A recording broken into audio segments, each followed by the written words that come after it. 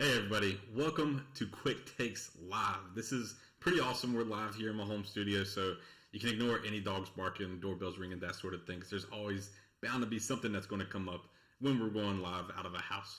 So we'll see what happens today, but I'm excited to be here. Thanks for everybody who's joining us here in the chat room. I'm seeing all the chats come in, and Sandy, I saw you were the first one to comment there with Google, so we're definitely going to take a look at that stock today, but thanks to everybody else. Mark, Mario, RT with the Disney bullish put spread, getting some pretty good comments in there. So thanks for everybody who's already leaving me some comments and some stocks to take a look at today. I do want to get to those. I just had a couple teed up that I wanted to start off with.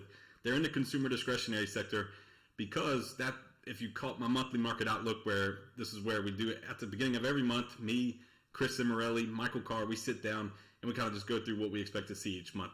So in that, my sector for the month was the consumer discretionary stocks. And I have two today, Carnival and AMZN, that we're going to look at. And I just wanted to walk through basically my profit radar to kind of get everybody up to date on what we look at in these quick takes videos. Because if you're new to my quick take series, I mean, maybe you caught in January where I said we're going to kick it up a notch. And we really did that. We started to throw in some unusual options activity, which is pretty cool. And now we're taking it live. So some pretty exciting things happening on the quick takes front for our Bank It or Tank It overall series and the sort of things that we're trying to do this year with the Bank It or Tank It. So let's pull up a quick chart here. We're going to get to Carnival in just a second. I did want to talk about the consumer discretionary stocks here and the rotation that we're seeing in my profit radar. But before we dive into everything today, just take a moment, scroll below, and click subscribe, because as you'll notice today, we're going live, and this is from our True Options Masters channel, which is our daily content that we produce. And this is where my live videos live. This is where my monthly market outlooks live. So it's separate from my own YouTube channel that I want you to subscribe to as well. That's where we're going to post some pre-recorded videos and try to get through some of these stocks that you all keep leaving that we want to get to. Just keep tackling these stocks and kind of getting my quick take on them in a timely fashion. So we're going to start doing more of these videos. So you want to be subscribed to both channels. So scroll below, click subscribe, so that way you'll get notified. And once we go live with the quick takes like this, you'll get notified right away and be able to just jump right in. So when we looked at the consumer discretionary stocks to take a look at the beginning of the month, let's just rewind and let's go back a couple months, just because I want to show you this profit radar. And it's really the relative rotation graph that I call the profit radar and just how it works. So real quick, you see the four quadrants in this chart. We have leading on the top right, and then in the bottom right, we have weakening, then lagging, then improving. So there's four sections of the market. And the way that this works, it takes two of what arguably are the strongest performing technical indicators and combines them. So it takes the relative strength, which is where you take an asset or an index and compare it to something else. So in this case, we're comparing it to the S&P 500, that's the SPX, and then that's at the center of this chart, the S&P 500, and then we're comparing these relative to it to see their rotation. So it takes that relative strength, which is totally different from the RSI. The RSI is, you're looking at overbought, oversold indicators, kind of short term. Relative strength is one of the top performing indicators just based on, because it looks at performance. Once you're leading the market, you tend to continue to lead the market. But what this does different is that it throws in momentum. So it takes the momentum of that relative strength, and then that's how we get the four quadrants, because leading and lagging is just relative strength. Then you get momentum where you see if it's leading, but it's weakening and starting to fall back into lagging, and then momentum's picking back up, so then it's improving again. And this clockwise rotation we see throughout all these sectors and all the stocks that we look at relative to this. And you can just look at the financial sector here. So it dipped into lagging real quick, but you're about to see it take off in the leading, and then it's going to come all the way back down in the weakening, and then it heads back over, heading towards lagging. So for this month, the sector that we were looking at was consumer discretionary, and I just wanted to highlight it today because it's still on our radar. We saw some volatility this morning from the inflation data, 40-year high, 7.5%, a little above expectations. You get some volatility on the news. That's great. You can use it as an opportunity to buy back in the stocks that you were already bullish on beforehand once some of this news kind of shakes up the market. And consumer discretionary, that's where we were at today. For this month, in one of the stocks, Chipotle jumped 10% yesterday on earnings. So this is not even an earnings play. We weren't trying to predict earnings. It was just nice to see the stocks that come up based on our breakdown that we go from the sector level to the individual stocks really start to pay off. So the two stocks that I wanted to get to real quick before we dive into the stocks that you all are commenting on right now that I do want to get into, we're just going to dive into Carnival and then AMZN. So first up, Carnival. And this one is the cruise ship operator that basically got shut down during the pandemic, totally shut down. And it's one of the, I used to love taking cruises. It was my favorite way to travel, especially down through the Caribbean. But look, I will probably never set foot on a cruise again because of what happened to them. And I know there's a lot of people with that mindset right now. And what you'll probably see happen, though, is that prices will drop on cruises and people come roaring back. People are taking cruises now as we speak. I was just talking to a family the other day that has them booked out in the summer. Another family had one booked in August. So they were still taking cruises. It's just not as popular as it used to be. And that shows in the stock. We see that had a big cliff from the pandemic, started to kind of come back from that, never got back up to all-time highs or anything like that for the stock. Showed weakness, created this downward price channel that we're seeing it trade in. And then we started to break out of that. So this little push higher was great to see. It's also great to see because remember that profit radar that we just showed you, the 4 quadrants, we highlight this chart based on those 4 quadrants. So the candlesticks, which are just the high, low, open, and closes for the stock, we're using that to shade in green when it's in leading quadrant, yellow when it's in weakening. So this matches what we just saw. Lagging is red, and then blue is improving. So right now I went from leading to weakening, and then it's lagging the market technically, but it was able to jump up and break out of this pattern that it was trading in. So it's great to see some bullish moves when you're in a sector, when you're in a quadrant like that, the lagging the market. So this was a great thing to see for Carnival, and it's enough to really put it on my bank-it list for today. I do want to take a look at any unusual options activity since that's part of what we are kind of throwing into our overall bank it or tank it analysis to figure out if these stocks are set to head higher or lower. So once we pull up Flow Algo here, this is what I use to basically break down unusual options activity because they already flag a lot of this stuff for you. So it's, options are traded throughout the day, hundreds of thousands, millions, all the time. So they try to go through that, try to weed out some of the stuff that's just spread trading because then they're really hedging their bets and it's not that unusual, and trying to get to some of the clear buys that are being placed. And they're not always, you can see the amounts here, $54,000. Let me refresh just so make sure we have the latest data. But $54,000, nothing crazy, and that is the latest. They don't have any more unusual options activity on Carnival today. And when you look at theirs, you can look at this little dot pattern here. Down here we got 2 dots. That means it's a little more unusual than the other one. So once they get to 3 dots, that's when they flag it as really unusual options activity. So this one, 2 dots, and they put a lot of emphasis on short term. So I kind of, the short term options trading is great, but you see a lot of bets, especially in the short term, where people are just trying to take flyers on maybe something they think they know is going to get announced. I mean, you look at this trade, it was on the 7th, it expires the 11th. They're a little bit out of the money, bought calls when the stock was at just under $21 for $21.50. So it was a little aggressive, and that's going to expire tomorrow. So based on where the stock is today, that trade's making money, so it was a good call, and it came up as unusual options activity, but it was a small amount, so it wouldn't really get flagged. I like to look at trades that are farther out on the calendar, and really when they actually start to put a lot of money into it too. But this one expires on September 16th. They picked a $35 strike. The stock's trading at $22.43 when they put this trade on. So they needed it to go up, 50% from here. And when you looked at the chart, we'll just flip back real quick and look at the Carnival chart. I mean, this thing, that's back up above the previous peak for the stock that I would have to run to get back up to $35. So that's one heck of a run from now out till September, so they have plenty of time. But it's just, those are the things that kind of stand out to me when I'm looking through the unusual options activity, when I'm looking at the kind of bets that are making it out of the money. They bought some time. It's a block trade. And so when you look at block trades, they don't really matter too much when we're looking out on the market like this because we're going out till September. So they have plenty of time to let this play out so they can basically pick their price and get filled at their price. That's what a block order means, everything executed at one time. The sweep contracts, these are when they're just basically trying to get filled at whatever price they can. They're trying to get in a hurry. So this is when you look at short-term trading, you want to make sure that they're sweeps because that means they were just trying to get that trade on the books really quick and see how it takes off from there. So again, the one that really stood out to me was September. That's kind of in line with our bank it analysis for the stock, expecting it to head higher. We see the flow sentiment up here is bullish. It's 82 on the side of call flow up here. We can see 76% on calls, 24% on puts. So it's leaning definitely heavily to the call side, and not put a little emphasis on this. It's just more of a sentiment reading.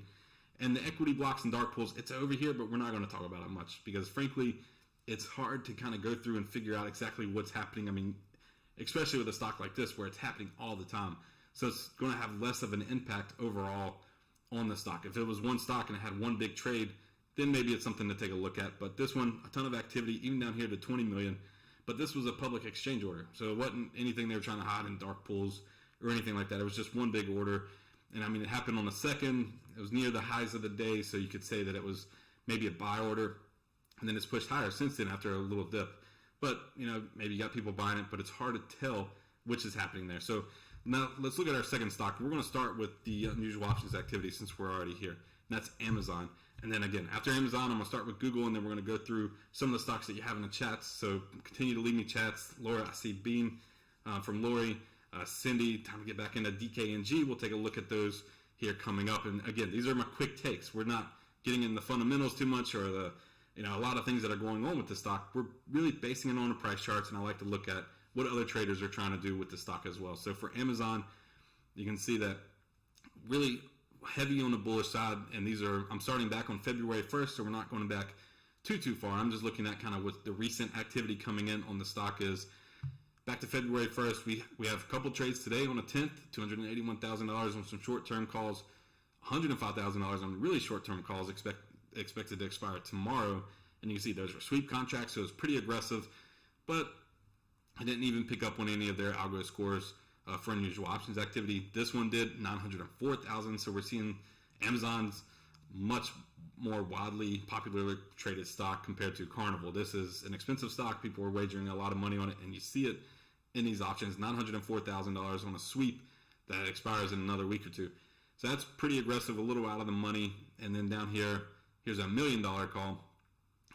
Another call, March 18th. So a little bit more out on the calendar. Still just a little out of the money on the calls, 3,300 strike.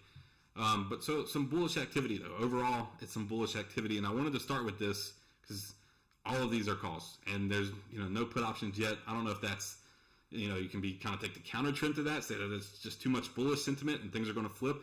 But when we pull up the price chart for Amazon, let's see if it ultimately ends up on my bank it or tank it list. And now from this, maybe if you're familiar with a lot of the charts that I look at and how I run things, it's not looking too bullish. If you look at the chart, you see that it surged higher, established this nice uptrend, but then recently broke down below that in January when we had all this volatility. So it started to break down below that. Then we had a bounce higher, which technically is just retesting this support level. This previous support is now going to act as resistance.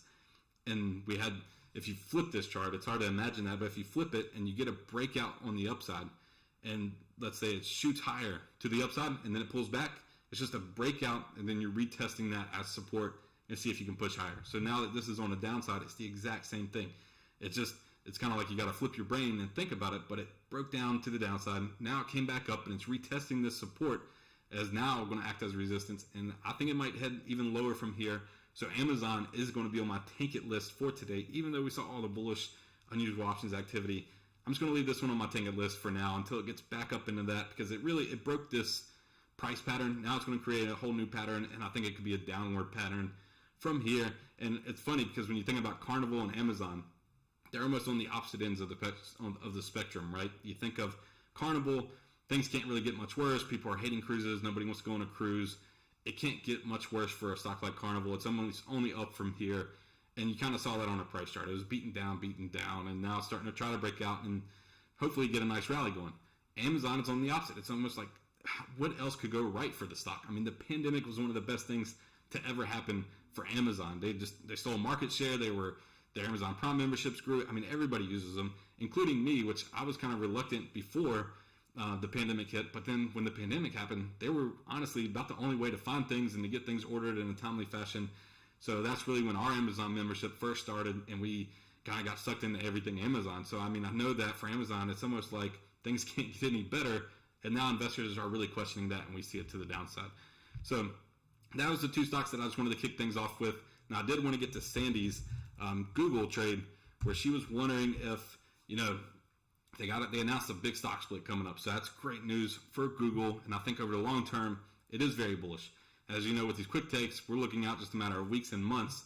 So that's not necessarily going to play as big of a factor as you might hope. So once we start drawing, there's a key support here, drifting to the downside for the stock. Not much of a resistance because it kind of broke that once it, it's almost creating like a megaphone pattern here, but it didn't see a big rise to the upside. So this big candlestick right here that shot up, that was a big gap on earnings, and then it closed. So this was a gap where it jumped. It previously closed down here, then it had earnings, surged on earnings, and was trading up, back here near all-time highs. And it would have been awesome if it held just this low, or this open from the, just this open where it closed from this gap. So if it held this, that would have been awesome to see this thing continue to climb higher from there. That wasn't the case. What happened? Google shares gave up gains the next day and continued to slide lower. And it's doing that while it's in the leading quadrant. So it's green, it's in the leading quadrant, and we're seeing weakness. So those are two things that I really don't like to see.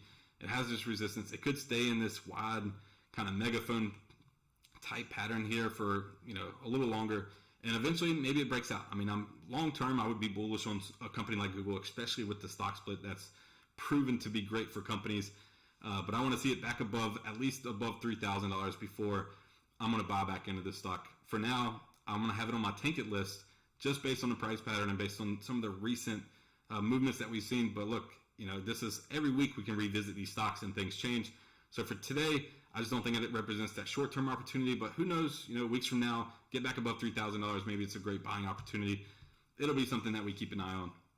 So again, from the stocks that were mentioned, Brent wanted me to take a look at Box. So let's pull up Box. Well, before we get to Box, I do want to pull up the flow algo on Google and see how people are trading it.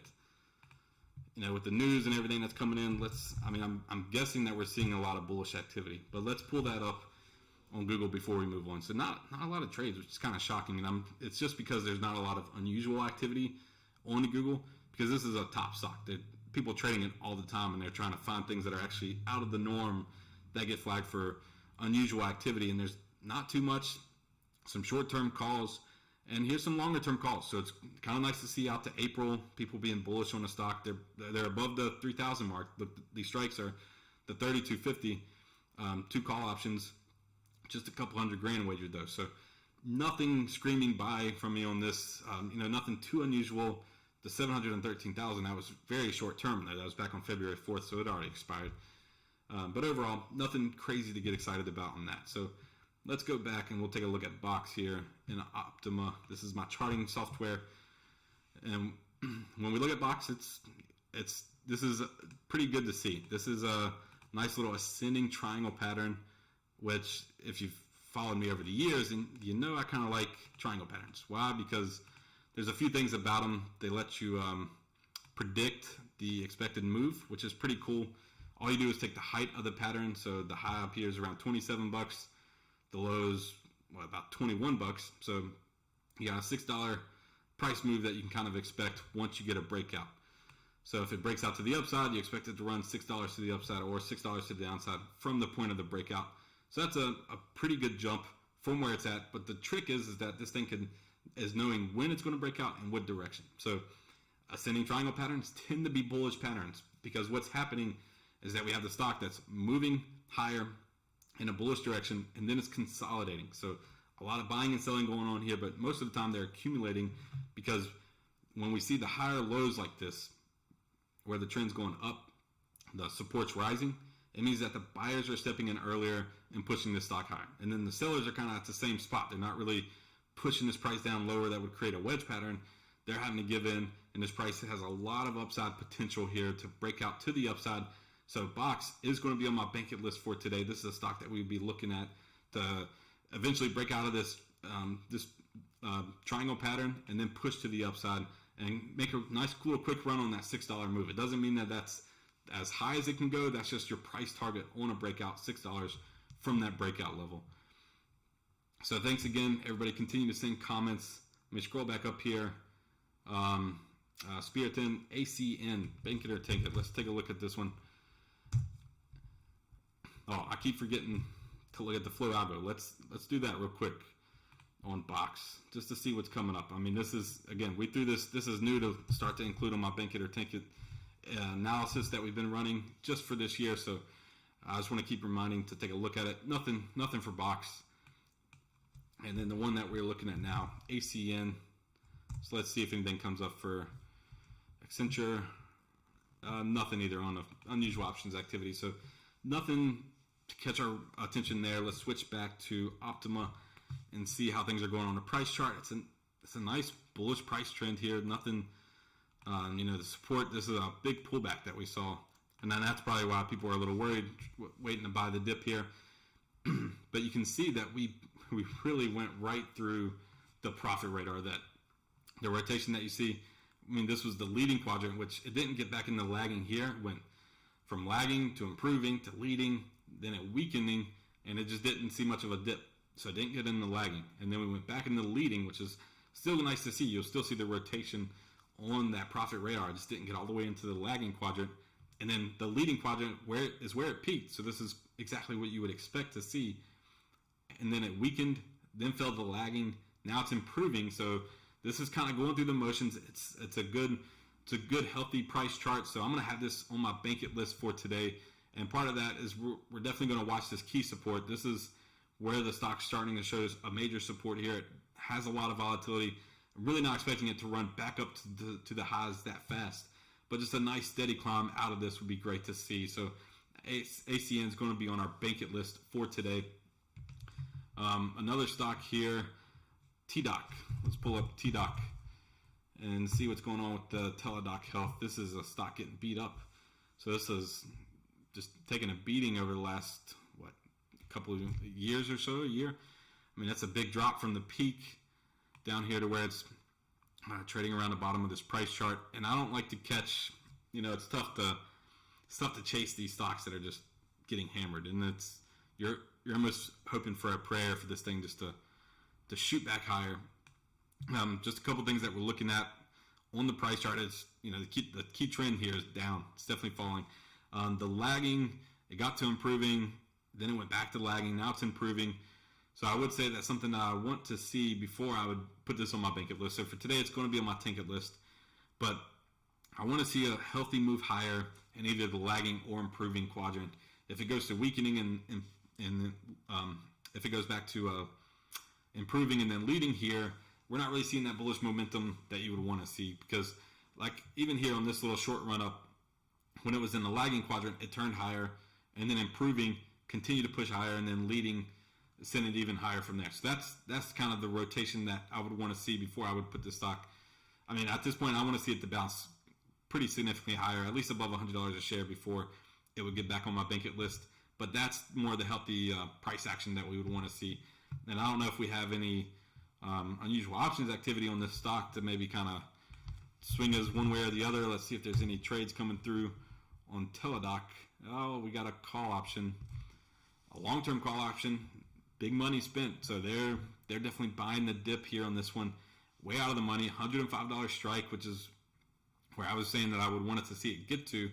And they bought out to January 2023, and this was February 1st, so almost a year, basically a leap on Teledoc. So that's a pretty bullish sign that we're seeing. This was a sweep too, so they were just trying to get in on some of the volatility that they were seeing and get in at maybe a good price. So that's pretty exciting. I'm still going to keep it on my tank-it list, but that is some hope if you're holding Teledoc or if you're looking for some good things out of Teledoc. That is some bullish activity to see there from the unusual options activity. So another stock here. Patrick's got a couple. Let's take a look at Frey. What is this one? FREY. Let's see if they have any unusual options activity. And they do. It's all bullish. Some more leaps going out on the calendar. These were block trades, but only a couple 100,000. And let's pull up the price chart and see if this one ends up on our bank-it or tank-it list for today. So battery company, short term, not much going on for the price chart, just because we don't have that kind of history that we can use to really break down what to expect from the stock. But I mean, a lot of volatility, so opportunities there. Batteries are they're still kind of front and center in everybody's mind. It's kind of making the healthy rotations though. Even in the short price pattern that we're seeing here, it went from lagging to improving to leading the market, weakening, back to lagging, jump straight to leading. And then back to weakening, lagging, improving, leading. Now we went through a weak spot. That was some nice selling pressure there. And then we're seeing it move higher on the improving quadrant here as it's improving in the next quadrant would be leading, which we'd expect to push even higher. So without much price history here to look at, I would say that my floor for the stock, clearly $8. This is the spot that it's held a couple times here on the downside. So since it's at 10 or around $10 or so, this is based on closing prices yesterday. But that just gives you about a 20% drawdown for a stock that really has a chance to jump a lot higher. And it's holding it. It's nice to see some of this bullish activity. So I'm going to put this on my bank it list for today. We're going to expect this stock to make a run from here, to try to get some bullish activity and head higher. So great stock. Thanks for that one. Let's take a look at Draftkings. A couple people have mentioned that one.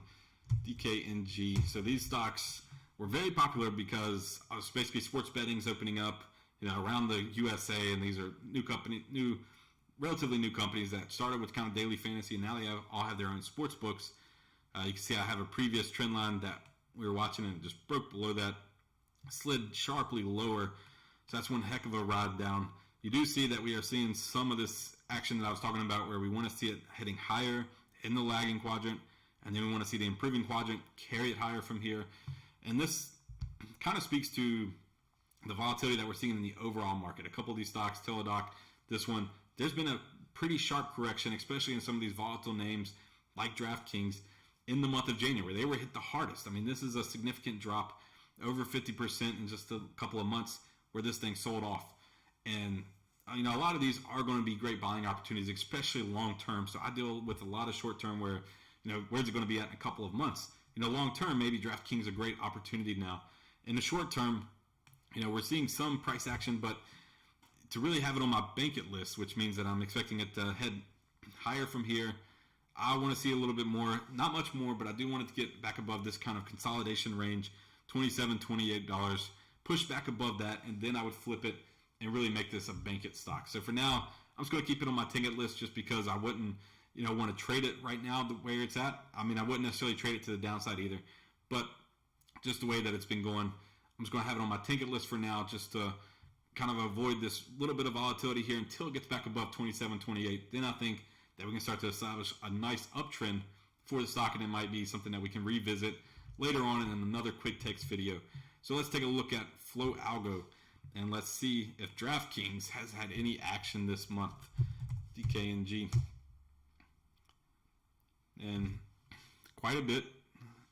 Not so bullish, though, compared to some of the other stocks that we are seeing. This one is split. You see the puts, 41% for puts, 59% for calls, compared to like Amazon and Carnival that were pretty much all bullish activity.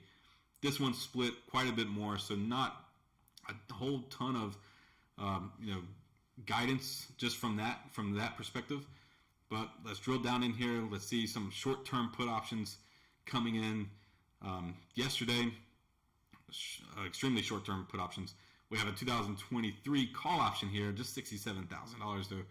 So it's probably way out of the money. It is $50 strike. So they're expecting this thing to, more than double possibly over the next year. So that's a big gamble on that one. But then some puts out to May. So this is all over the place. So it's not really, it has plenty of action. Those are the main two that I would kind of highlight here over the last couple of weeks. Is this put option that's out to May. Pretty bearish activity, 172,000, and then even this $50 call, even though they wagered just 67 grand on it, it's so far out of the money that it's a pretty aggressive bet and to see what things would happen.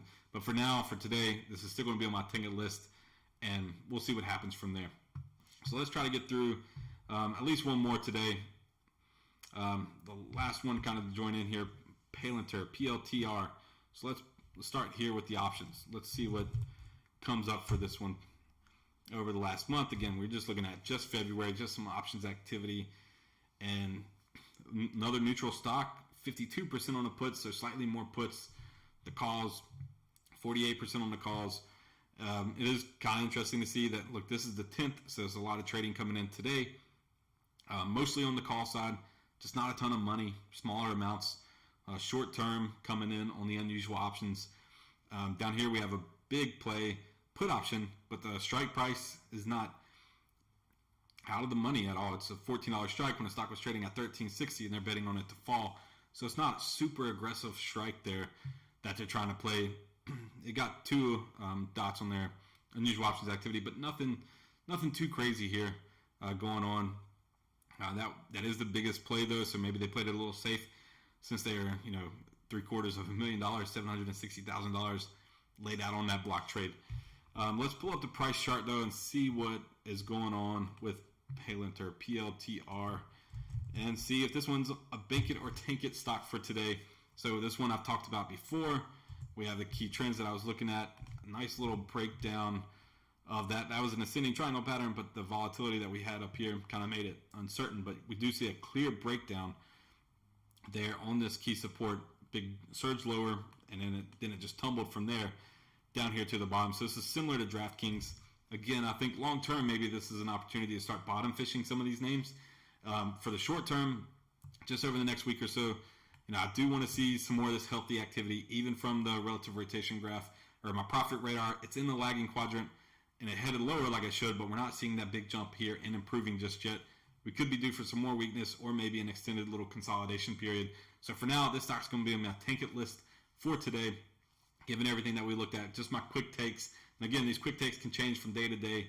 So that's about all I had time for today. I just wanted to jump in and kick off this Quick Takes Live edition, where we're jumping in, breaking down stocks in real time, stocks that you all commented on, and the stocks that you mentioned. We're going to take a look at these and add them to my list, so that way I can record more videos based on the stocks that you wanted me to be featuring today. So don't worry, I'll be taking a look at the companies that you've been listing. So thanks to everybody who joined us. Don't forget to subscribe to True Options Masters, so that way you won't miss any of these new Quick Takes Lives, and we're going to try to do them at least once a month here coming up. And just thanks for everybody who came out to check this out. Until next time, I'm Chad.